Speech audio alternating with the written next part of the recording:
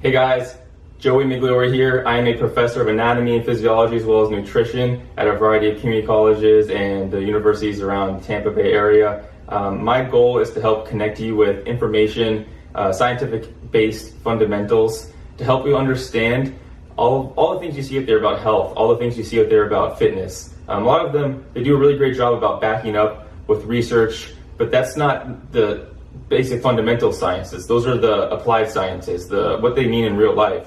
But sometimes those results can be hard to interpret for people, and if you don't have the basic understanding of why those results occurred. So what I want to do is help teach you guys a little bit about anatomy, physiology, and nutrition from a scientific, basic level, and help you guys feel empowered to take control of your own lives through that information that you see out there on the web.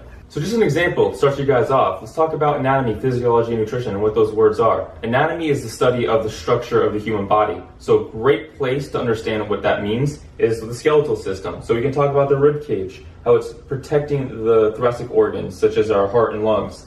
We could talk about the shape of the humerus, radius, and ulna in the arm, and how they allow each other to move to create certain actions in the real life. Versus function, that's physiology. So there's structure and there's function. The function side is the physiological side. Bones, they move, that's really their function, but they do a lot of other functions too that you don't notice. So creating blood cells, regulating certain hormones. So we're gonna talk a lot about that. And then nutrition, that's a really important aspect because, you hear the common expression, you are what you eat. So everything that goes on in the body, it relies on what comes into the body. So we need to make sure we're fueling it right and all the macro and micronutrients are there that they need to be there.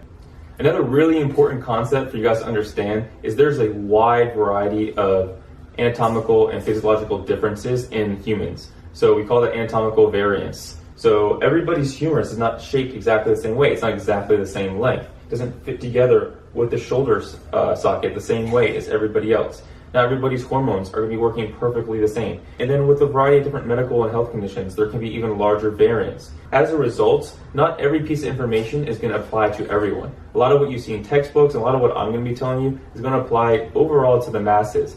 However, I will try to note some different cases where there are some anatomical variances that I've seen and I think are really relevant. But keep in mind, this is going to be applying to most people.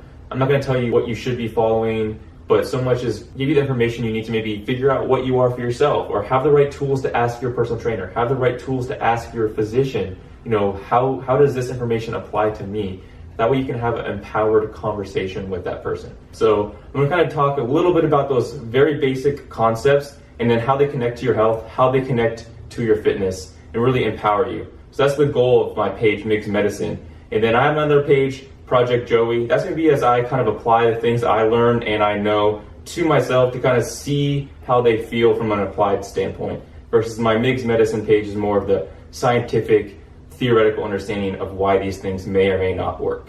I really enjoy teaching and I hope you enjoy learning from me.